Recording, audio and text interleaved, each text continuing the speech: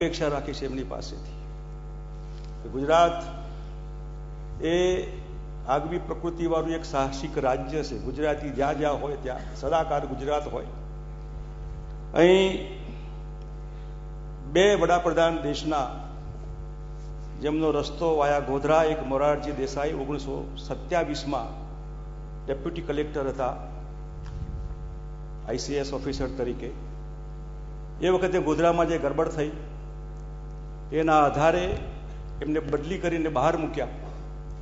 એમના ઉપર પક્ષપાતનો આક્ષેપ થયો અને જે કંઈ કારણોસર મોરારજીભાઈએ 1930માં નોકરી છોડી દીધી અને ગાંધીજીની અસહકારની ચળવળમાં જોડાયા અને પરિણામે ગાંધીયન લાઈન પર આગળ વધતા વધતા 1977માં દેશના વડાપ્રધાન બન્યા.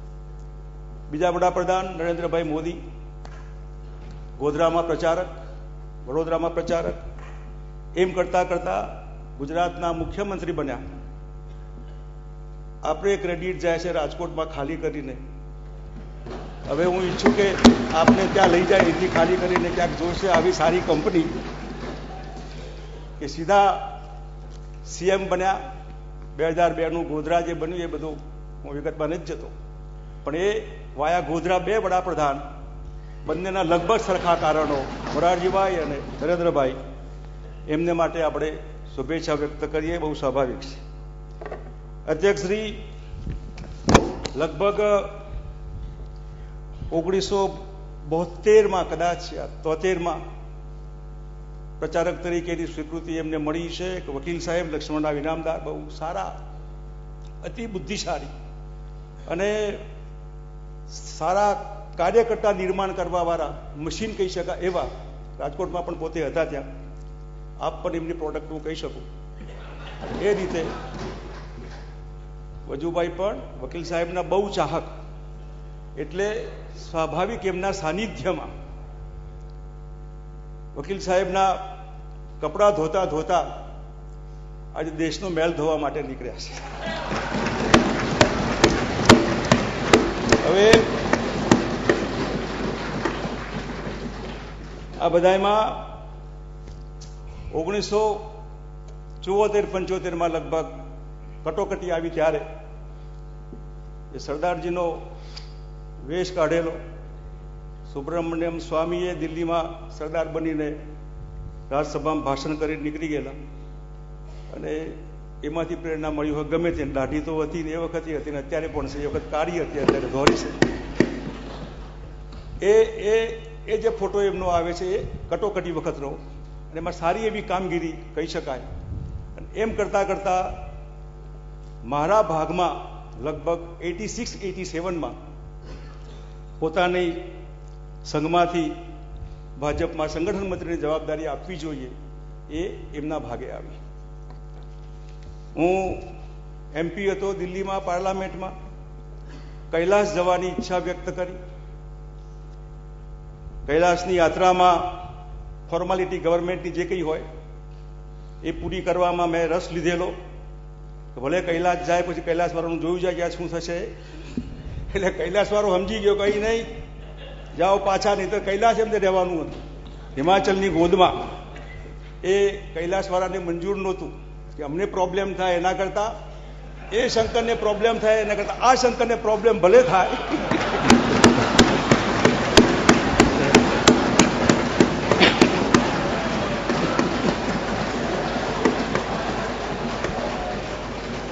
એટલે એમને એ પાછા મોકલી આપ્યા. એમની મંજિલ એ વખતે અત્યાર સુધીની દેશની પ્રદેશની જનતાની સમક્ષ યાદ કરાવું. 2 પાર્લામેન્ટની સીટો હતી. અતિ બહુ નહીં રાખવું જોઈએ. 2માંથી 84માં 2 અને આજે 284 2014માં એ ક્રેડિટ એમને જાય છે.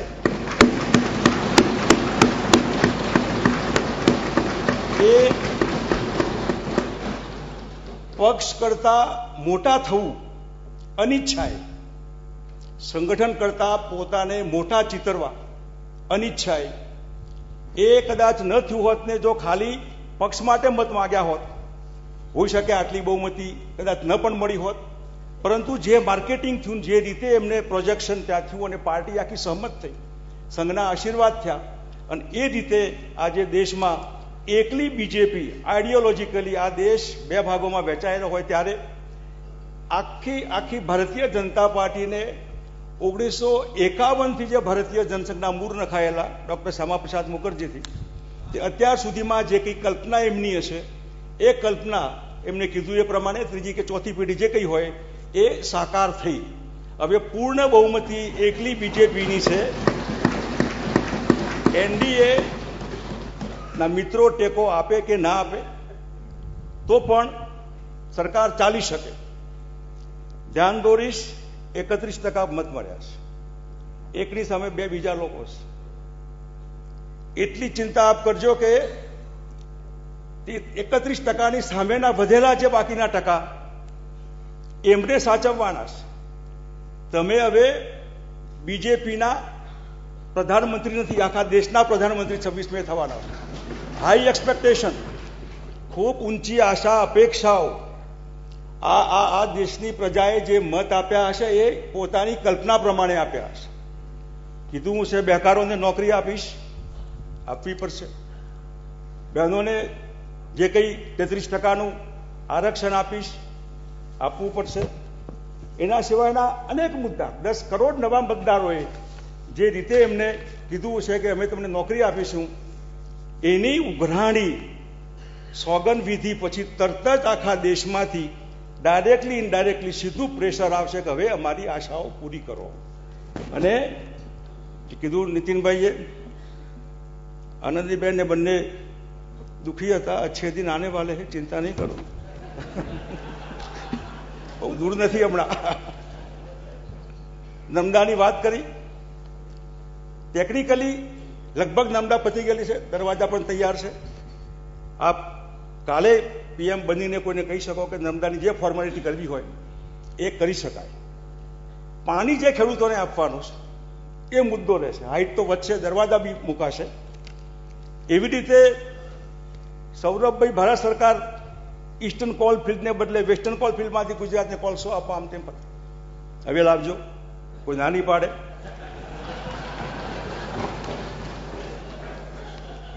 એવું ગેસ ગ્રીડ ગુજરાતમાં.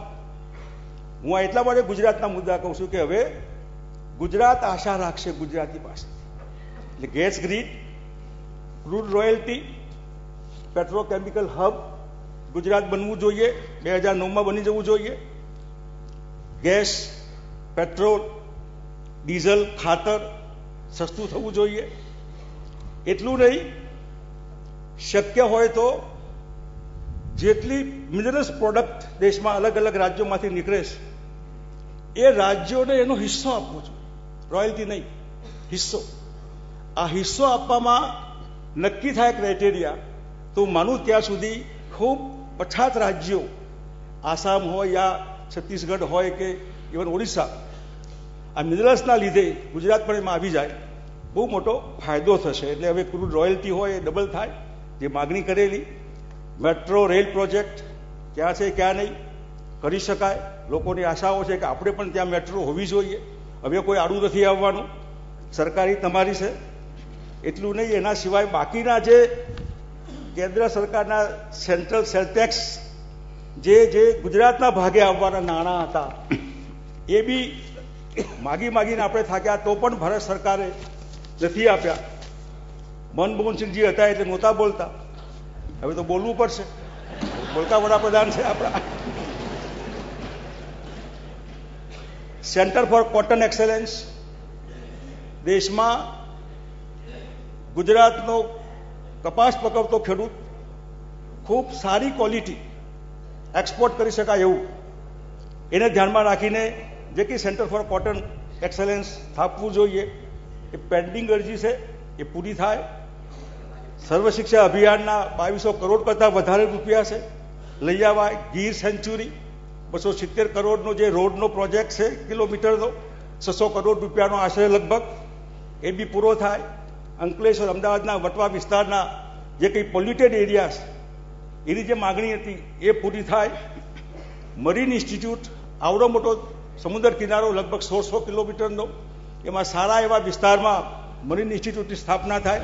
હવે કોઈ આડે આવવાનો સવાલ નથી આવતો એમાં. અને બાકીના બહુ વિગતમાં હું નથી જતો, પણ જે અપેક્ષાઓ છે લોકોની કે ભ્રષ્ટાચાર નાબૂદ થશે, મિકેનિઝમ શું હોઈ શકે, પારદર્શકતા એટલી હોય કે લોકોને ખબર પડે કે કરપ્શન ચાલી રહ્યો છે, એ નાબૂદીમાં પહેલું પગલું કાલે જ ભરવું પડશે. મતલબ પીએમ થયા પછી તરત જ લોકોને રિયલાઇઝ થશે કે હા હવે એક એક્ટ શરૂ થયું. દાઉદ ક્યાંક અફઘાનિસ્તાનમાં ગયો સાહેબ, અમેરિકાએ ઓબામાને પકડી પાડેલો, એમ હવે ઓબામાનું તો મોત છે, ઓબામાને પ્રોબ્લેમ થવાનું છે. સાહેબને આમંત્રણ આવશે એટલે સીધી રેલી વોશિંગ્ટન હશે, 50 લાખ ઇન્ડિયન્સ અમેરિકન્સની. ઉતર્યા પછી સીધી વોશિંગ્ટન. ઓબામાને ખબર પડશે કે અત્યાર સુધી જે વિઝા નહોતા આપતા, હવે જખ મારીને દેશના પ્રાઇમ મિનિસ્ટરને તમે વિઝા આપો છો. એની પાર્ટીને પણ જો એ તો એના 2 ટર્મ પૂરી થઈ, પણ એની પાર્ટીમાં ત્રીજા માણસને પણ જરૂર હોય તો એમના આશીર્વાદ ત્યાં હશે તો એનો મેળ પડશે, બાકી નહીં પડે. એટલે દાઉદને પણ જ્યાં હોય ત્યાંથી પકડી લાવવા માટેનું ત્રાસવાદનું મૂળ જો આપણે એને સમજતા હોય તો બાંગ્લાદેશીઓને કાઢી મૂકવાની વાત છે. કાળું નાણું દુબઈ હોય કે સ્વિટ્ઝરલેન્ડ, બાબા રામદેવને એમ્બેસેડર બનાવજો આ તારા નાણાં લાવવા માટેના, લઈ આવો બાબા ગમે ત્યાંથી. એવી રીતે મોંઘવારી ઉપરનો કાબુ, એ 6 મહિનામાં 25% મોંઘવારી ઘટાડીશું. મનમોહનસિંહજીએ અમે લોકોએ 100 દિવસ કીધેલા, એમને સમજીને ડબલ કર્યું છે. આ 6 મહિના આપણે 6 મહિના નહીં 12 મહિના પછી ઉઘરાણી કરીશું. સાહેબ હવે કેટલે આવ્યું જરા બતાવો, બહુ કાઠું છે આ બધું. એટલે એ પોતે એમાં મોંઘવારી ઓછી થાય, રિસેશન છે દેશમાં, મંદી ઓછી થાય. માંસની નિકાસ બંધી, પિંક રિવોલ્યુશન. ગુજરાતમાં ગાયો કપાય છે, ગાયોનું માંસ રોજ પકડાય છે. હું દેશના આવતીકાલના વડાપ્રધાનને વિનંતી કરીશ કે પકડાતું વાહનને પકડાયેલા માણસોને 302ની કલમ લાગે, જે અંદર હોય એને ગૌના માંસ પકડાય એમાં. એવો કડક કાયદો એ હવે કોઈ કહી નહીં શકે કે દિલ્હીનો કાયદો નરમ છે કે રાજ્યનો કાયદો નરમ છે. 302નું લાગે ને એ ટ્રક બી ન છૂટે અને માણસો બી ન છૂટે. એવું જ શરાબબંધીવાળું આ રાજ્ય છે. પહેલાં તો નાની ગાડીઓ પકડાતી, હવે ટેન્કર પકડાય છે. હું ઈચ્છું કે યુવા ધન બરબાદ થઈ ગયું છે. એમની પાસેથી અપેક્ષા રાખીએ કે કમસે કમ એ કાયદો ગુજરાતમાં છે, આખા દેશમાં જ્યાં લગાવો ત્યાં ભલે લગાવે, પણ અહીં છે ત્યાં કડક ઇમ્પ્લિમેન્ટેશન એ બી પકડાય. એને બી જે કડકમાં કડક સજા થાય, એ વાહન પકડાય, માણસ પકડાય, એને આજીવન કેદ થાય. આવો કડક કાયદો હજી બાકી હોય તો દારૂબંધી માટે પણ કરી શકાય. દેશની નદીઓ જોડવાની વાત કરીશ. ભલે મેનકાબેને વિરોધ કર્યો હોય, પણ એ જો સાકાર થાય તો બહુ સારો પ્રોજેક્ટ છે. ભારત ચીન અને સંરક્ષણની સંધિ, 2 પડોશી રાજ્યો મહત્વના, બાંગ્લાદેશને બહુ મહત્વ નથી આપતો, ચીન અને પાકિસ્તાન. લદાખ દબાઈને બેઠેલું છે ચીન, કેટલો કિસ્સો. પીઓકે, પાકિસ્તાન ઓક્યુપાઈ કાશ્મીર, અત્યારથી પાકિસ્તાનવાળા ઢીલા પડ્યા છે. આપણે ઈચ્છીએ કે હજી પણ ઢીલા પડીને જે કંઈ આપણે માગણી હોય માગણીમાં સાકાર થાય એવો પ્રયત્ન થાય. કાવેરી ને ગંગાનું મિલન થાય. એના અનેક જ્યાં નાના મોટા મુદ્દામાં નથી જતો, પરંતુ ગુજરાતમાં સિંહો મધ્યપ્રદેશ નહીં જાય, ગીરના સિંહોની બદલી નહીં થાય, કોઈ અધિકારીની બદલી ભલે થાય, પણ ગીરના સિંહો ત્યાં નહીં જાય એનું પૂરું ધ્યાન રહેશે હું અપેક્ષા રાખું છું. અને ઢંઢેરાના મુદ્દા જે હતા 2-3, જેમાં મર્યાદામાં રહીને રામ મંદિરનું નિર્માણ, અડવાણી સાહેબે રથયાત્રા કાઢી અયોધ્યાની, બીજેપી ક્લાઇમેક્સ પર હતું એ વખતે મતોમાં. પછી એનડીએના ચક્કરમાં 2-3 મુદ્દામાં કોમ્પ્રોમાઇઝ વાજપેયી સાહેબે કરવું પડ્યું. એમાં એક અયોધ્યાના રામ મંદિરના નિર્માણનો મુદ્દો હતો. બંધારણની મર્યાદામાં રહીને હવે એનડીએ સપોર્ટ આપે, સારી વાત છે, ના આપે તો બહુમતી છે જ. એ બહુમતીના આધારે બંધારણની મર્યાદામાં રહીને મંદિર થાય. કાશ્મીરના પંડિતો પાછા શ્રીનગર જાય. બહુ મુદ્દો વર્ષોથી દયા આવે આપણને જમ્મુમાં એમની હાલત જોયા પછી. હવે કોઈ ના કહેનાર નહીં હોય, ના કહેનાર હોય તો ખબર પડે કે ના કેમ પાડે તું. હવે અમારા કાશ્મીરના પંડિતોને ત્યાં વસાવો, ફરજિયાત વસાવવા પડશે. સમાન નાગરિક act, common civil code implement કરાય અને 100 નવા શહેરો બનાવવાના છે. એ ધોલેરા જેવાની ખેડૂતોની જમીન નહીં, સારા નવા સિટીઝ બને એવી કલ્પના અમે આપણી પાસેથી રાખીએ છીએ. અને 40 રૂપિયામાં ડોલરની સામે રૂપિયો 40 રૂપિયા થાય, એની સાથે એક્સપોર્ટ જે સંકળાયેલું છે એનું ધ્યાનમાં રાખીને જો આ ડાઉન મૂલ્ય લવાય તો બહુ સારું રહે. 40 તો 45 થાય તો પણ ઘણી બધી દેશની ઇકોનોમીને એમાંથી સદ્ધરતા મળશે. એક્સપોર્ટનું ખાલી ધ્યાનમાં રાખવાનું છે. અને છેલ્લે સીબીઆઈ જે ખાસ બહુ વખતથી એની કમ્પ્લેઇન્ટ છે આપણને, તો સીબીઆઈમાં જ્યુડિશિયલ બોર્ડ એનું બને જે સુપરવાઇઝ કરે આ સીબીઆઈના ફંક્શનિંગને. કોઈ પાર્ટીનું વાજિંત્ર ન બને. આજે આ સરકાર છે, કાલે બીજી સરકાર હશે, એવા વખતે સીબીઆઈનું ઇન્સ્ટિટ્યૂટ એ ઘણા લોકોને પોલિટિકલ હેરેસ કરે છે. એમાં એ પોતે હોય, યા અમિતભાઈ હોય, આખી પાર્ટી ગમે તે મિત્રોને. તો અત્યારે સીબીઆઈને જવાબ આપવાનો, સીબીઆઈની સિસ્ટમ ઇમ્પ્લિમેન્ટ કરવા, એમાં જ્યુડિશિયલ કસ્ટડી બોડી જે હોય એ બોર્ડ સારું બને, જે એ ધ્યાનમાં રહે, જેથી કરીને અક્ષરધામમાં લોકો છૂટી ગયા, ગોધરામાં લોકો છૂટી ગયા, આવા દોષિત લોકો છૂટે નહીં ને નિર્દોષ દંડાય નહીં. આવું સીબીઆઈનું ફંક્શનિંગ એ જરૂર એમાં સારું કરી શકાય. અને આપે 60 દિવસ માગ્યા છે. અધ્યક્ષ શ્રી વડીકોક ભાષણમાં 120 મહિનાની વાત કરી, એટલે 10 વર્ષ એમ કરતાં 60 વર્ષથી વાત ન કરો સારું. અમે જોવા નહીં રહીએ એટલું લાંબુ તો. અને એટલા માટે 5 વર્ષમાં ખૂબ મોટું રિઝલ્ટ આપે દેશની ગુજરાતની જનતાને આપવાનું છે. અને આપ એક ગુજરાતની જનતાએ ખૂબ પ્રેમથી દેશના વડાપ્રધાન પદે એક ગુજરાતી બેઠા છે એનો આનંદ હોય. આપ ચાની ચર્ચા કરતા કરતા દિલ્હી બેઠા. હવે ગુજરાત ભવનમાં એક કાઉન્ટર બને જેમાં દરેક ગુજરાતી જ્યાં જાય ત્યાં દિલ્હીમાં એને 1 રૂપિયે ચા મળે, સબસિડી વાળી 1 રૂપિયાની ગરમ ચા દિલ્હીમાં.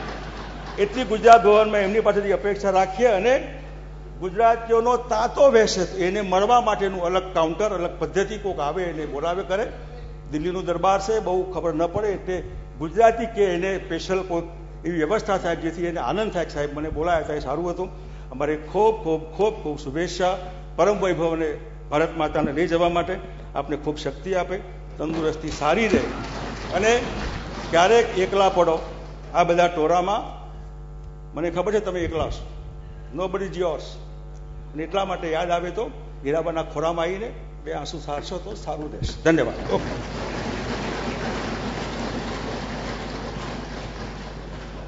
માનનીય મુખ્યમંત્રી શ્રી નરેન્દ્રભાઈ.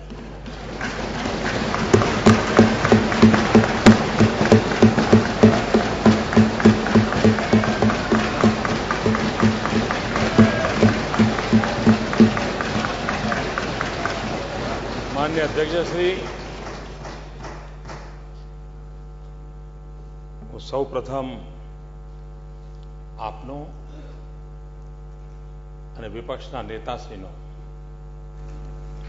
સવિશેષ આભાર માનું છું. કારણ કે આજનો આ અવસર એ આપના થકી છે. અને દેશ અને દુનિયામાં લોકો પૂછે છે કે આ ગુજરાત મોડેલ છે શું? આ ઘટના એ ગુજરાત મોડેલ. આ ઘટના પોતે જ ગુજરાત મોડેલ છે કે જ્યાં સૌ સાથે મળીને સારું કરવા માટેનું મંથન કરતા હોય છે, મનોમંથન કરતા હોય છે. આજે અહીંયા ગુજરાતના શ્રેષ્ઠીજનો પણ પ્રેક્ષક દીર્ઘામાં વધાર્યા છે. જ્યારે ગુજરાત એની સ્વર્ણિમ જયંતિ ઉજવતું હતું અને એ વખતે જે ઉમળકાન ઉમંગથી આપણે બધા સાથે મળીને આ ગૃહની પરંપરામાં એક નવો અવસર ઉભો કર્યો હતો. બધા જ પૂર્વ અને વર્તમાન સૌ આપણે બધા અહીંયા એકત્ર આવ્યા હતા. એક ઐતિહાસિક પળ હતી. હિન્દુસ્તાનની લોકશાહી પરંપરા અને સંવૈધાનિક સંસ્થાઓમાં આજની આ ઘટના પણ, અને જેનો સંપૂર્ણ યશ વિપક્ષને જાય છે. હું માનું છું કે આ બહુ જ મોટી ઘટના છે. અને માન્ય શંકરસિંહજીએ કહ્યું એમ કે વજુભાઈએ સીટ છોડી અને મારી યાત્રા શરૂ થઈ, તો એ પણ, અને પછી જ હું ધારાસભ્ય બન્યો.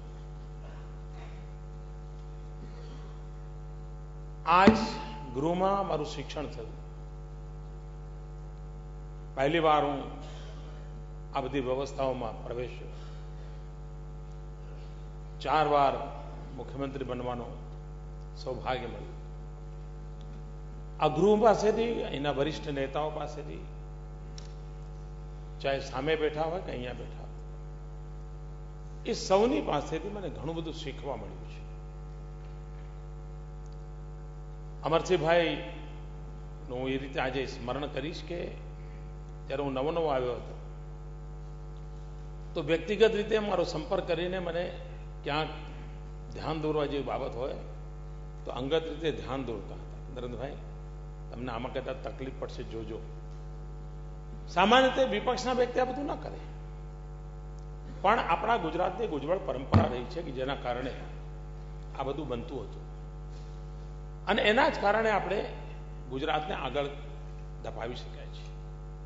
મારો એક ક્યારેય મત રહ્યો નથી કે આ બધું આ 12 વર્ષ 13 વર્ષમાં થયું છે. ના, ગુજરાતના સ્થાપના કાળથી બધાએ સામૂહિક રીતે પ્રયત્નો કર્યા છે. ક્યાંક એનો વ્યાપ, ક્યાંક એની ગતિ, ક્યાંક એની ઊંચાઈ, એમાં વર્તમાન સમયમાં સવિશેષ યોગદાન થયું હશે, અને જેને દુનિયાએ નોંધ પણ લીધી છે. એ દિવસો હું યાદ કરું છું કે જ્યારે ભયંકર ભૂકંપની અવસ્થા પછી મારે અહીં આવવું પડ્યું હતું. એના પહેલા 3 વર્ષ લગાતાર દુષ્કાળ, સાયક્લોન, ગુજરાતને કરોડરજ્જુ કહેવાય એવી નાગરિક બેંકોના આર્થિક ગોટાળાઓ, માધુપુરા બેંક જેવી બાબતો જેણે ગુજરાતની એક પ્રકારે આર્થિક કમર તોડી નાખી હતી, અર્બન કોઓપરેટિવ બેંકના કારણે. એવા એ વાતાવરણની અંદર આ જવાબદારી મારી પાસે આવી હતી. અને હમણાં શંકરસિંહભાઈએ ખૂબ સરસ રીતે વર્ણન કર્યું કે આ સરકાર કેટલું બધું બાકી મૂકીને ગઈ છે, કેટલા બધા કામો બાકી મૂકીને ગઈ છે. ખૂબ સરસ રીતે વર્ણન કર્યું. એમના પક્ષમાં હવે શું થશે મને ખબર નથી, પણ આખું એમણે વર્ણન કર્યું આટલું બધું બાકી મૂકીને ગયા ચાલે. પણ મને વિશ્વાસ છે જેમ ગુજરાતમાં અનેક સંકટો પછી ગુજરાત આપણે આગળ કાઢી ગયો, દેશ પણ આગળ જશે, જેવો મારો પૂરો વિશ્વાસ.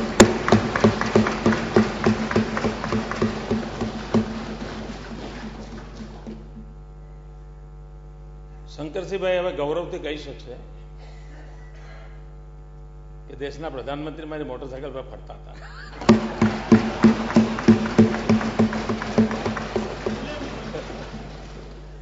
કદાચ ગુજરાતનો કોઈ જિલ્લો એવો નહીં કે હું 2 જણા મોટરસાયકલ પર પ્રવાસ નથી કર્યો. અને શંકરસિંહજીને જીપ હોય તો પણ બુલેટ ચલાવવાનો શોખ હતો. જીપ હોય તો એ વખતે અમારી પાસે બીજા સાધનો હતા નહીં, ત્યારે તો હું તો રાજનીતિમાં હતો નહીં, પણ મિત્રતા મારી પાસે એટલી હતી કે અમે સ્વાભાવિક રીતે અમને ગમતું સાથે રહેવાનું. અને આજે પણ મારી વ્યક્તિગત પણ એને ચિંતા કરી એટલે એ જૂની વાતો સ્વાભાવિક રીતે સ્મરણ થતી હોય છે. એ વાત નિશ્ચિત છે કે લોકશાહી પરંપરામાં સંવૈધાનિક સંસ્થાઓનું ખૂબ મૂલ્ય છે. અહીંયા મારા સાથી પક્ષના મિત્રોને કદાચ ખબર નહીં હોય, પણ જ્યારે આપણું વિધાનસભા ગૃહ મળતું હતું અને પ્રશ્નોત્તરી કાળ, ગરમા ગરમી બધું ચાલે અને મીડિયાના મિત્રોને પણ મજા આવે એવું સરસ સરસ બધું ગોઠવાતું હતું. પણ મેં સરકારમાં એક એવી વ્યવસ્થા ઊભી કરી હતી અને હું માનું છું કે જેનો ગુજરાતને લાભ થશે. હું સરકારમાં એવો આગ્રહી હતો કે મારે માટે ધારાસભ્ય એ લોકશાહીમાં સર્વોપરી છે. એ કોઈ પણ પક્ષનો કેમ ન હોય. હાઉસમાં તો મીડિયાને કારણે અમારે બધું આમ કર્યા કરવું પડે છે, નહીં તો બધું ઉલટું ચાલે. અને મીડિયાનો લાભ સૌથી વધારે મળે તો સરકારી અધિકારીઓને મળે છે. હકીકતે આ હાઉસમાં સાથે મળીને સરકારી જે તંત્ર છે એની સામેનો આક્રોશ વ્યક્ત થવો જોઈએ, એની ઉણપો વ્યક્ત થવી જોઈએ. પણ કમનસીબે એક એવી પરંપરા ઊભી થઈ છે કે એમાં પક્ષ વિપક્ષની જ લડાઈમાં જ્યાં ખરેખર દબાણ પેદા થવું જોઈએ નથી થતું. તો એનો એક ઉપાય મેં શોધ્યો કે ભલે વિપક્ષના લોકોના પ્રશ્નો હોય, ભલે કદાચ ડિબેટમાં ન આવ્યા હોય, પણ દરેક વિભાગ એ બધા પ્રશ્નોને એનાલિસિસ કરે. ખરેખર ધારાસભ્ય પ્રશ્ન પૂછ્યો એટલે જનતાનો અવાજ જ હોય, એમાં કશું ચાલે જ નહીં સરકારી અધિકારી. અને મેં એના જવાબ માંગે છે આમ એક. અને સરકારી તંત્રને, અને તમે જોયું હશે કે હાર્ડલી 5-7% પ્રશ્નો એવા હતા જે આપણે રિપીટ થતા હતા. કારણ એ નહોતું કે અહીંયા જવાબ આપી દીધો. કારણ એ હતું કે આપણે એક એવું મિકેનિઝમ ઊભું કર્યું કે કોઈ પણ ધારાસભ્યએ પૂછ્યો કે આ વિસ્તારના પ્રશ્નો હવે ડિબેટમાં ના આવ્યો, કારણ કે 1 કલાકની અંદર માંડ 12 કે 13 પ્રશ્નો થતા હોય, પણ આપણે એની પાછળ સરકારી તંત્રને લગાવતા હતા. એક બીજી પરંપરા ઊભી કરી. સીએજીના નામની ચર્ચા આજકાલ વધારે થાય છે. પહેલા તો સીએજીનો કોઈ ઉલ્લેખ નહોતો. સીએજીના પેરા આવે, સામાન્ય રીતે એકાદ દિવસ છાપવામાં છપાય અને વાત પૂરી થઈ જાય. આપણે એક એવી વ્યવસ્થા ઊભી કરી કે સીએજીના રિપોર્ટને માત્ર પોલિટિકલ તું મેમે માટે ન ઉપયોગ થવો જોઈએ, એની રેમેડી હોવી જોઈએ. અને સરકારમાં આપણે સ્ટ્રિક્ટ સૂચનાઓ આપી કે સીએજીના પેરાના મૂળ શું છે, કેમ આ પેરા આવ્યો. એવું નહીં કે હવે ફ્રી થયું, એકવાર બદનામ થઈ ગયા હવે શું, ના, એના કરેક્ટ કરવાના મેજર લેવા જોઈએ. આ એવી કેટલીક વ્યવસ્થાઓ વિકસાવી છે કે જેના કારણે હાઉસની મર્યાદાઓ થઈ ગઈ છે. મેં કહ્યું એમ ટુ મચ પોલિટિસાઇઝ થઈ ગઈ છે અને જ્યાદાતર મીડિયામાં આવે, હોશમાં બધું થતું હોય છે. પણ રાજ્યનું ભલું કરવા માટે એમાં કોઈ નવા ઉપાયો શોધવા જોઈએ. અને આ નવા ઉપાયો શોધવાનો પ્રયાસ આપણે સફળતાપૂર્વક કરી શક્યા છીએ. ગુજરાતની વિકાસ યાત્રા બાબતમાં માની લઈએ કે આ 12 વર્ષમાં વિકાસ થયો છે, તો મોદીની સફળતા એમાં નથી કે આજે વિકાસ થયો. મોદીની સફળતા એમાં છે કે મોદીના ગયા પછી વિકાસની યાત્રા તેજ ગતિથી ચાલે. અને મને આ હાઉસમાં બેઠેલા સૌ સાથીઓ પર પૂરો ભરોસો છે. એક અહીં બેઠા હોય કે ત્યાં બેઠા, એમના પર મને પૂરો ભરોસો છે કે એમના સામર્થ્યથી, એમની બુદ્ધિ પ્રતિભાથી, ગુજરાત માટેની એમની નિષ્ઠાથી અવશ્યપણે ગુજરાત और अधिक तेज ગતિથી આગળ વધશે એવો મારો પૂરો વિશ્વાસ છે. એક और પ્રયાસ આ કાર્યકાળ દરમિયાન કરવાનો મારો રહ્યો છે. વ્યક્તિ આધારિત વ્યવસ્થાઓ એનું આયુષ્ય બહુ લાંબુ નથી હોતું. અગર જો સ્થાયી ભાવ કેળવવો હોય તો આઈડિયાઝને ઇન્સ્ટિટ્યુશનલાઇઝ કરવા જોઈએ. અને જો આઈડિયાઝને ઇન્સ્ટિટ્યુશનલાઇઝ કરીએ તો વ્યક્તિઓ આવે અને જાય એ વ્યવસ્થાઓ પરિણામ આપતી હોય છે. ગુજરાતનું ગયા 12-13 વર્ષના કાલખંડને મને ખબર નથી ક્યારે કોણ એનું મૂલ્યાંકન કરશે, તો એક મહત્વનું મૂલ્યાંકન એમાં એ થશે કે આપણે ત્યાં સંસ્થાઓને સશક્ત બનાવવાનો પ્રયાસ થયો છે. અને જેટલી સંસ્થાઓ સશક્ત થશે, જેટલા આઈડિયા ઇન્સ્ટિટ્યુશનલાઇઝ થશે, વ્યવસ્થા આપોઆપ એને રિસ્પોન્ડ કરતી જશે. અને કદાચ સામાન્ય રાજનીતિક ડિબેટમાં આટલી બધી બારીકીથી ચર્ચાઓ થતી નથી હોતી, પણ ગુજરાત આ દ્રષ્ટિથી ખૂબ મોટું યોગદાન આપીને જશે. દેશ આઝાદ થયા પછીની જે પ્રારંભિક કાલખંડ છે એ પ્રારંભિક કાળખંડમાં આ દિશામાં ખૂબ કામ થયા હતા. ખૂબ ઉત્તમ પ્રકારની સંસ્થાઓના નિર્માણ થયા હતા આઝાદી પછી. પણ કાળક્રમે આખી ગતિવિધિ બંધ થઈ ગઈ અને કદાચ 30-40 વર્ષના લાંબા ગેપ પછી ગુજરાતે આ દિશામાં મથામણ ચાદરી છે અને એવી ઇન્સ્ટિટ્યુશનલ નેટવર્કને, ઇન્સ્ટિટ્યુશનલ ફ્રેમવર્કને ખૂબ બારીકીથી આપણે એને વિકસાવવાનો, વિસ્તારવાનો પ્રયાસ કર્યો છે, જે આવનારા દિવસોમાં ગુજરાતને માટે ચોક્કસપણે એક ઉર્જાવાન રાજ્ય બનાવવા માટે, એક ગતિશીલ રાજ્ય બનાવવા માટે ચોક્કસપણે ઉપકારક થશે એવો મારો પૂરો વિશ્વાસ છે. એ વાત સાચી છે કે એક ગુજરાતી તરીકે ગુજરાતીઓનો મારા પર હક સ્વાભાવિક છે, પણ દેશની જવાબદારી આવે ત્યારે ક્યારેક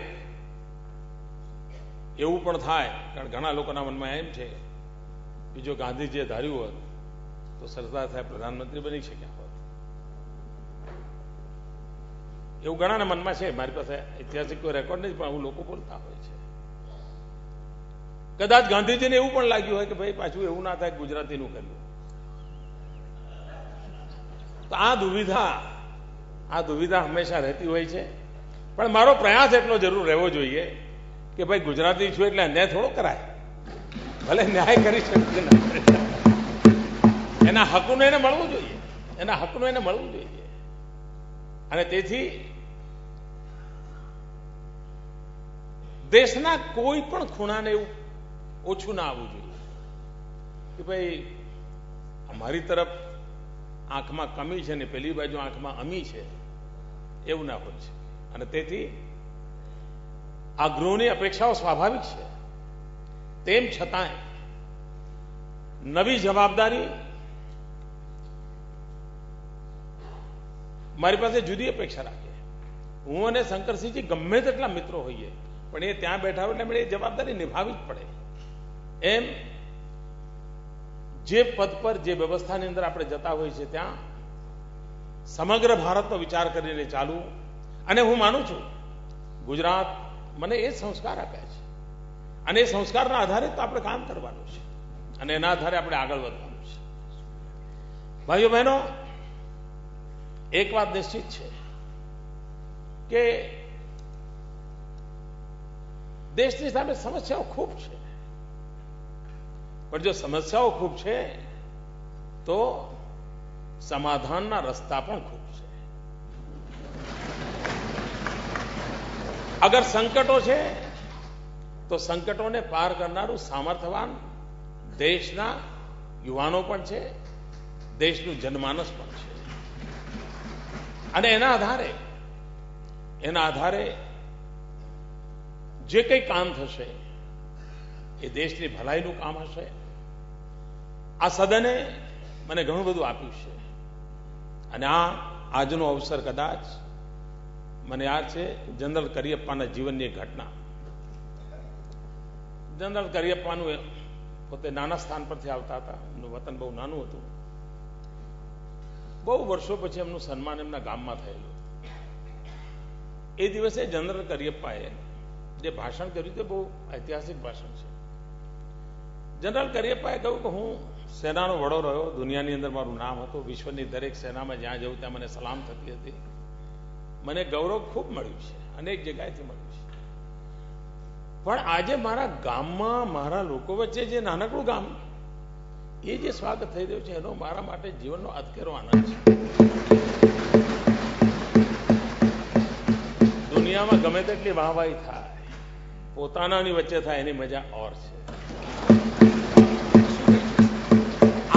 આનો અંતર્મનનો આનંદ, એક અનુભૂતિ અલગ કરાવતો હોય છે. મજોગ આવતાની સાથે શંકરસિંહભાઈએ મને ખેસ પહેરાવીને પ્રેમથી, આ ચીજો જીવનભર સ્મરણ રહેતી હોય છે. આ બધી નાની બાબતો નથી. અને આ માત્ર રાજકીય ગતિવિધિનો હિસ્સો નથી હોતો, અંતરના ઉમરકાથી થતું હોય છે. અને આવા ઉત્તમ ભાવ સાથે હું જાતો હોઉં, આપ કલ્પના કરી શકો મને કેટલો આનંદ હશે ભાઈ. માની લો કે અંદર અંદર ખૂણે ખૂણે બી ક્યાં ખૂણામાં કઈ ખાંચરો પડ્યો છે ને, આ પ્રસંગ ઘટાડી નાખે, ઘસી નાખે. આટલી મોટી તાકાત પડી છે. અને હું માનું છું કદાચ આ પ્રેમનો સંબંધ, અને એ વાત સાચી છે કે હવે પ્રધાનમંત્રી કાર્યાલયમાં ગુજરાતી પણ બોલાશે.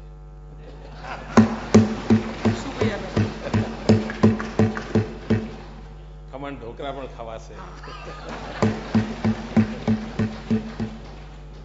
ખાખરાનું માર્કેટ વધશે. આ માણસ જતો હોય ત્યારે પોતાનું ઘણું બધું લઈને સાથે જતો હોય છે. પણ એક મોટી જવાબદારી છે ને, આપની શુભકામનાઓ મને ખૂબ મોટી તાકાત આપશે, મને પૂરો વિશ્વાસ છે. અને મને મારામાં જેટલો વિશ્વાસ છે એના કરતા વધારે આપ સૌ સ્વજનોની શુભકામનાઓમાં વિશ્વાસ. એ શુભકામનાઓ મારી પ્રેરણા છે, એ શુભકામનાઓ મારું સામર્થ્ય છે. અને હું આ સદનને વિશ્વાસ આપું છું, કારણ કે આના પછી આ સદનમાં મને પ્રવેશ ક્યારેય શક્ય બનશે કે નહીં. કોઈ એવો પ્રસંગ આવે જ્યારે ગુજરાતના 75 ઉજવાતા હોય ને કંઈક સામૂહિક એક વખતની સરકાર કરે ને જૂનાને બોલાવે તો વાત જુદી છે. મારા માટે આ સદનમાં એક વાત મારે કહેવી પડશે કે હું સદનમાં ખૂબ ઓછું બોલ્યો, કદાચ બોલ્યો જ નથી એમ કહું તો ચાલે. શરૂઆતમાં 1 કે 2 વાર બોલ્યો હતો. અને તેથી મને ઇવન અમારા સાથી પક્ષના મિત્રો પણ દરેક વિધાનસભામાં કહેતા હતા, સાહેબ બહાર તો બધો લાભ મળે છે, અમને કેમ નથી મળતો. પણ મારી એક મનની હંમેશા લાગણી રહી હતી કે સદનમાં મારે સૌને સાંભળવા જોઈએ. અને આપણે જોયું હશે ખૂબ ધીરજપૂર્વક હું બધાને સાંભળતો હતો. અને આપણે એ પણ માર્ક કર્યો છે કે પ્રતિપક્ષના ઘણા બધા વિચારોને આપણે સરકારમાં અમલ કર્યા હતા. કદાચ રાજકીય કારણોસર ક્રેડિટ નહીં આપ્યું હોય, જાહેર નહીં કર્યું હોય અમે, પણ તમારામાંથી જે નીકળતી વાતો હતી ઘણી બધી અમને કામમાં આવતી હતી. કારણ સકારાત્મક બાબતો ઘણી નીકળતી હતી. એનો પણ સરકારના બજેટમાં, ગવર્નરશ્રીના ભાષણમાં ક્યાંય ને ક્યાંય તમે જો શોધતો ધ્યાનમાં આવશે, હા યાર આ તો મેં કહ્યું હતું. એવી ઘણી બાબતો છે. અને હું માનું છું એ સામૂહિકતાની શક્તિ છે. અને એના આધારે જ આપણે બધાએ સાથે મળીને ગુજરાતની સેવા કરી છે. એને ઓર અધિક શક્તિથી કરીશું. અને એ વાત સાચી છે કે મોસાળમાં જમણ હોય અને માં પીરસનારી હોય તો જરા સહેલું પડે. એક વચન મેં વર્ષો પહેલા બળવંતસિંહને આપેલું છે, જાહેર કરવામાં વાંધો નહીં ને બળવંતસિંહભાઈ. 2005 થી બળવંતસિંહભાઈ એક વાત લઈને મારી પાસે આવ્યા કરે છે કે સાહેબ ગમે તે થાય તમે પ્રધાનમંત્રી કાર્યાલય મને ચા પીવડાવજો. 2005 ત્યારે મને ખબર નહોતી કે બારે કોઈથી પ્રધાનમંત્રી કાર્યાલયમાં બેસવાનું થશે. ખેર મિત્રોની લાગણી, આ ભાવ આજે સાકાર રૂપ થઈ રહ્યું છે. હું ફરી એકવાર આ સદનનો, આપ સૌ માન્ય ધારાસભ્યોનો હૃદયપૂર્વક આભાર માનું છું. 13 વર્ષના કાર્યકાળ 2001 થી અહીં આપની વચ્ચે છું. ચોથી અમારી ટર્મ છે. કામ કરતા કરતા ક્યાંય કોઈ ક્ષતિ રહી હોય, ક્યાંક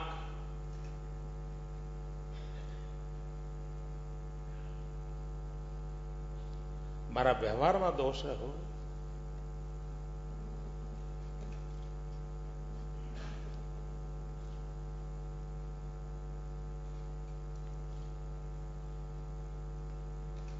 કોઈ ઉણપ રહી હોય,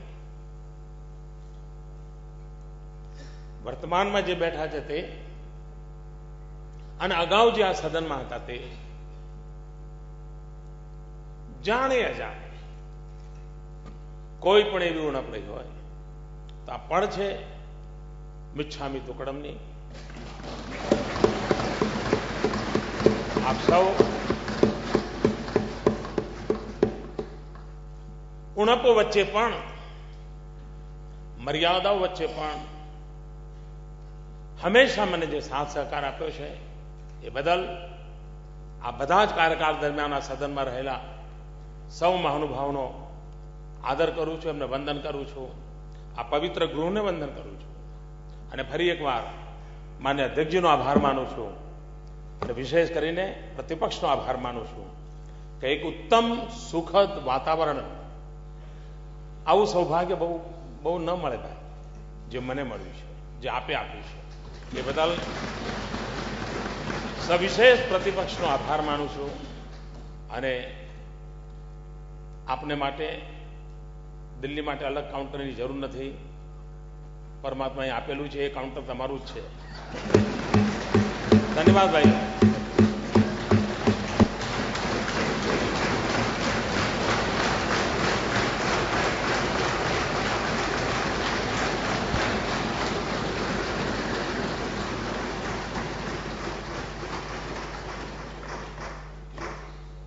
માનનીય મુખ્યમંત્રી શ્રી જ્યારે આ દેશના વડાપ્રધાન પદ પ્રાપ્ત કરવા માટે થઈને જઈ રહ્યા છે અને વડાપ્રધાન પદ એ નક્કી જ છે, એવા પ્રસંગે મેં માનનીય વિપક્ષના દંડક અને નેતાશ્રી સાથે વાત કરી કે આપણે સૌ સાથે મળી અને નરેન્દ્રભાઈને આપણે વિદાય આપીએ.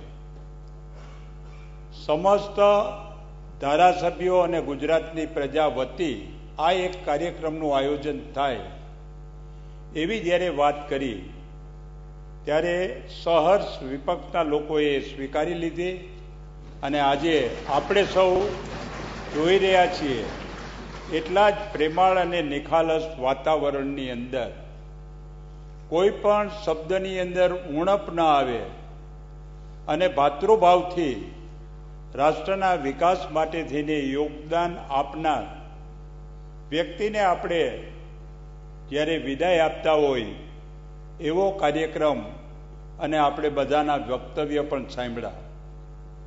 સ્વાભાવિક રીતે એમ કહેવાય કે વિદાય હંમેશા વસમી હોય છે, પણ આજે વિદાય એ આનંદદાયક છે એટલા માટે થઈને કે મુખ્યમંત્રીમાંથી વડાપ્રધાન તરફ અને હિન્દુસ્તાનના ઇતિહાસમાં આ પહેલો પ્રસંગ એવો છે કે કોઈ પણ રાજ્યનો મુખ્યમંત્રી એ વડાપ્રધાન નથી થયો. અરે અહીંથી ચાલુ ગાડી આપણે કહીને ટ્રેન બદલાવી, મુખ્યમંત્રીમાંથી વડાપ્રધાનની ટ્રેનમાં બેસી ગયા. મિત્રો આજે આ જોયું કર્યું.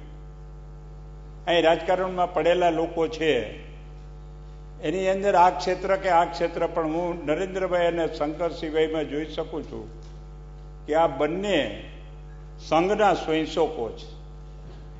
એક જ વિચારધારા ધરાવનાર વ્યક્તિઓ હોય છે.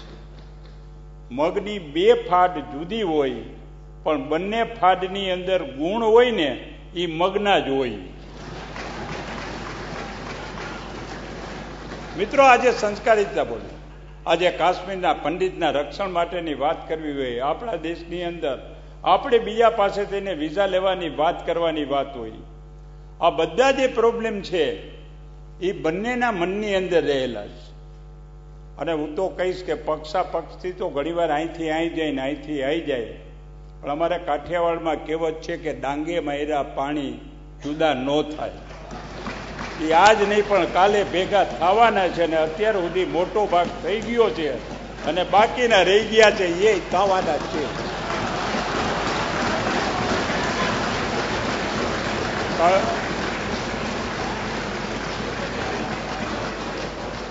કારણ કે આ વાત છે ને એ લોહીના સંસ્કારની વાત છે. એક જ વકીલ સાહેબ હોય અને વકીલ સાહેબના કપડાં ધોવાની વાત હોય, વકીલ સાહેબ જે જમીને રીતે થાય. હું ખબર છે 1955ની અંદર વકીલ સાહેબ જ્યારે રાજકોટમાં આવ્યા, 7 લક્ષ્મીનગરની અંદર કાર્યાલય હતું. વ્યક્તિ દિવસમાં કોઈને ત્યાં જે એકવાર જમે અને સાંજે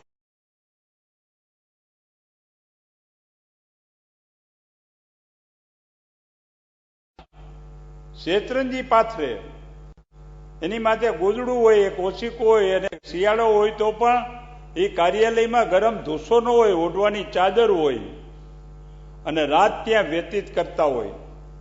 જે ભારતીય સંસ્કૃતિની અંદર simple living and high thinking એનો જે ઉત્કૃષ્ટ ઉદાહરણ હોય તો એ વકીલ સાહેબ હતા, લક્ષ્મણરાવ ઇનામદાર, અને એના ગુણ આ બંને વ્યક્તિઓએ પ્રાપ્ત કર્યા છે, શંકરસિંહને આજે. મિત્રો, ગુણ છે ને એ જિંદગીની અંદર કોઈ દિવસ એ ભૂલાતા નથી. આજે વિશેષ વાત ન કરતા શંકરસિંહભાઈએ જે વાત કરી કે આટલું આટલું તમે કરજો, એ તમે લિસ્ટ આપ્યું ને, એને બદલે માનનીય મુખ્યમંત્રીશ્રીને હું કહીશ કે કેન્દ્રએ અમને આટલો આટલો અન્યાય કર્યો છે, એની જે બુક તમે આપી છે ને એ બુકમાં જ તમે સહી કરી દેજો, ખાલી તારીખ નાખવાનું બાકી રાખજો.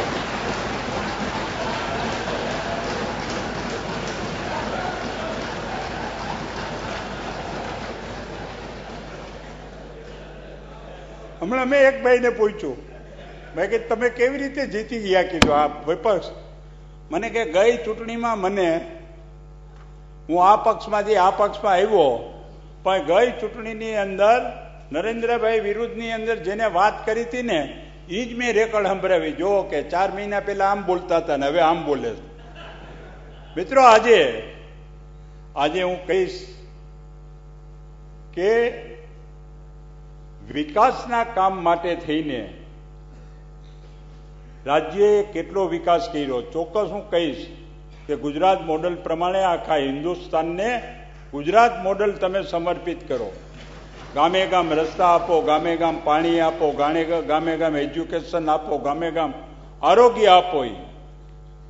પણ હું એટલું કહીશ કે આપણા દેશની અંદર આ જે ભૌતિક છે સુખ એને નથી પ્રાપ્ત કરતા. આજે આપણા દેશની અંદર સંસ્કારિતા છે ને, અને એમાંય ખાસ કરીને ગુજરાતની સંસ્કારિતા કે નવરાત્રિના દિવસોની અંદર રાતના 12 વાગે ને 1 વાગે જુવાન દીકરી ગમે ત્યાં જઈ શકતી હોય છતાંય એને ઊની આંચ ન આવે, એ ગુજરાતની સંસ્કારિતા આખા દેશમાં પ્રસ્થાપિત કરો. અને આપણે રીત શાસન કરતા હંમેશા હોય તો ભગવાને 2 આંખ આપી હોય તો શાસન કરતાના બંને આંખની અંદર, એક આંખની અંદર દરિદ્ર દેવો ભવ, ગરીબ વર્ગના લોકો માટે થઈને લાગણી હોય, પ્રેમ હોય, મમતા હોય, કરુણા હોય, અને બીજા આંખની અંદર દુષ્કૃત્ય કરનાર સામે આજે રોષ હોય. ગીતામાં પણ કહ્યું છે કે પરિત્રાણાય સાધુનામ વિનાશાય દુષ્કૃતામ. સારા માણસોના રક્ષણ માટે અને દુષ્કૃત્ય કરનાર છે એનો સંહાર કરવા માટે થઈને ઈશ્વર આપણને સૌને શક્તિ આપે એવી આપણી સંસ્કૃતિ અને આ ધર્મની વાત છે. મિત્રો, આજે આપ કહે કે આતંકવાદ આટલો ફેલાયેલો છે, ગમે એની અંદર આતંકવાદથી બીવાની શું જરૂર છે? એનું મૂળ કયું છે? આતંકવાદ ક્યાંથી નિર્માણ થાય છે ને એ મૂળિયા ઉખેડી નાખી તો બાકીની કોઈ વાત કરવાની જરૂર નથી કરી. અને આપણે તો ભારતીય સંસ્કૃતિના સંસ્કાર છે. માણસની 5મ માંડી હશે તો છઠ થાવી નથી, ઓછું જીવવું પણ મર્દાનગીથી જીવવું, એવા શાસન કરતા તરીકે. આજે જ્યારે દિલ્હીના લાલ કિલ્લા ઉપરથી ગીત ગવાતું હોય કે ये मेरे वतन के लोगो जरा आंख में भर लो पानी, जो शहीद हुए हैं उनकी जरा याद करो कुर्बानी. આ હથેળીમાં મોતને લઈ, ખંભે ખાપણ લઈ અને ભારત માતાના ગુલામીમાંથી ભારત માતાને મુક્ત કરવા માટે થઈને જે શહીદોએ જે કલ્પના લઈને આ દેશને સ્વતંત્રતા અપાવી છે એની કલ્પના પૂર્ણ કરવાની જવાબદારી આજે ભાજપના શાસનકર્તા ઉપર આવી છે. મિત્રો, આજે એટલું કહીશ કે આ દેશની અંદર સંપત્તિ વધે એને બદલે આ દેશની અંદર સંસ્કારિતા વધે એ વાત કરવાની જરૂર છે. તો શાખામાં કહેતા એ ભારત માતાને આજે વિશ્વની જગતજનની બનાવવા માટેની કલ્પના છે. અને જગતજનની એટલે પૈસાદાર નહીં, સંસ્કારિતાથી સભર. જે દિવસે એમ કહેવાય છે કે સિકંદરના ગુરુ એરિસ્ટોટલને જેથી સિકંદર હિન્દુસ્તાન ઉપર ચડે એને કહ્યું કે બોલો ગુરુદેવ, હું હિન્દુસ્તાન ઉપર ચડાઈ કરવા જાઉં છું અને ત્યાંથી આપને જે જોતું હોય હું લેતો આવું. ત્યારે એના ધર્મગુરુ એરિસ્ટોટલે કહ્યું કે મારે કોઈ વસ્તુ નથી જોતી. ગુરુદેવને બહુ આગ્રહ કર્યો, કહેતા હો તો હીરા મોતી લઈ આવું, ત્યાંથી સારા ચિત્રો લઈ આવું, ત્યાંથી સારી શિલ્પની કૃતિઓ લઈ આવું, તમે કાંઈક તો મગાવો. ત્યારે સિકંદરના ધર્મગુરુ એરિસ્ટોટલે એ વિશ્વ વિજેતા સિકંદરને કહ્યું કે તું હિન્દુસ્તાન જા અને ચડાઈ કરીને જાય, અને તારે જો મારા માટે કાંઈ લાવવું હોય તો એક સામાન્ય માણસ લેતો આવજે. તો કે સામાન્ય માણસને તમે શું કરશો ગુરુદેવ? કે હિન્દુસ્તાનનો સામાન્ય માણસ, એની અંદર જે સંસ્કારિતા પડી છે એ મારા માટે ગુરુતુલ્ય બરાબર હશે. એ કરી આપણે સૌ સંપત્તિના વારસદાર નથી, સંસ્કારિતાના વારસદાર છે ને. આવું સંસ્કારિતાથી સભર એવું રાષ્ટ્ર નિર્માણ કરવાનું છે અને એ જ કલ્પનાથી જવાનું છે.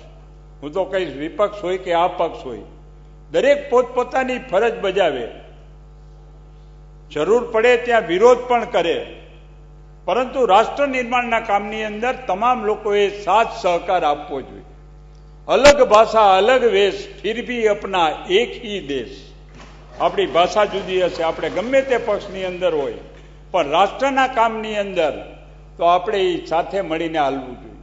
અને સારું કામ કરતા હોય એને સહકાર આપવો જોઈએ, અને ખોટું કામ કરતા હોય એને નષ્ટ કરવું જોઈએ.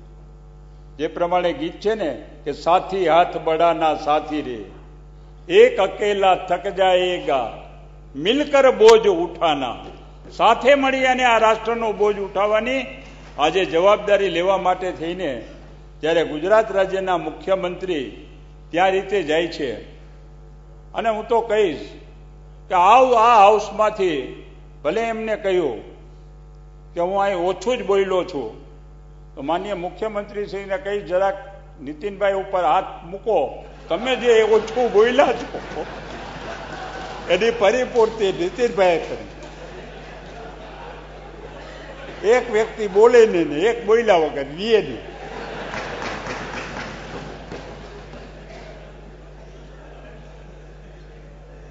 અહીંયા આનંદ પણ મેળવો છે, અહીંયા સમજદારી પણ મળવી છે, અહીંયા અનુભવ પણ મેળવા છે. અને ઘણી વાર કહે ને કે અમદાવાદની અંદર જ્યાં ભીડ થતી હોય અહીંયા ગાડી હલાવે ને એને આખા દુનિયાનું લાયસન્સ મળી જાય. એમ જ્યારે ગુજરાતનું શાસન કર્યું હોય, કારણ કે અહીં ચતુર લોકો પણ છે, એક લોકો હોય એ એકથી ચડિયાતા હોય કરી, અને એની વચ્ચે રહી થયું છે.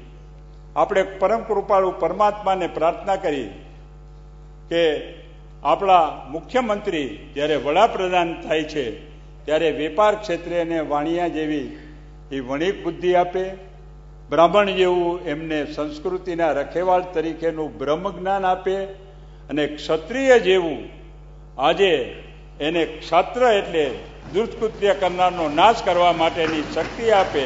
અને આના માટે થઈને મા ભવાની અને જગદંબા તમામ દેવદેવતાઓ એને ખૂબ શક્તિ આપે, અને રાષ્ટ્રના નિર્માણની અંદર આપણે બધા સાથે મળી અને એમને જે કંઈ પોઝિટિવ વર્ક કરવાના છે એની અંદર આપણે ખૂબ એને પ્રોત્સાહન આપી અને એ સાથે આપણે વિદાય આપી કે અમને હંમેશા યાદ કરજો. શંકરસિંહે જે નોંધ મૂકી છે એ કદાચ અહીં તો એમના માટે થઈને જૂની હશે, કારણ કે બંને મેં પહેલાં કહ્યું એમ એક મગની ફાડ છે. બંને વકીલ સાહેબ નીચે તૈયાર થયેલી વ્યક્તિઓ છે, સંઘની વિચારધારા છે, કામ અલગ હશે, અને આપણે સૌ સાથે મળી અને રાષ્ટ્રના નિર્માણ માટે થઈને જ્યારે ગુજરાત રાજ્યના મુખ્યમંત્રી વડાપ્રધાન પ્રાપ્ત કરવા માટે જઈ રહ્યા છે ત્યારે સમસ્ત હાઉસ વતી અને આ હાઉસની અંદર તમામ આપણે જે પ્રજાના પ્રતિનિધિ છે એટલે સમસ્ત ગુજરાત રાજ્ય વતી એમને ખૂબ ખૂબ શુભેચ્છા પાઠવીએ. આભાર. હવે એક જનમન ગીત થશે રાષ્ટ્રીય, આપણે સૌ ઉભા રહીશું. વંદે માતરમ.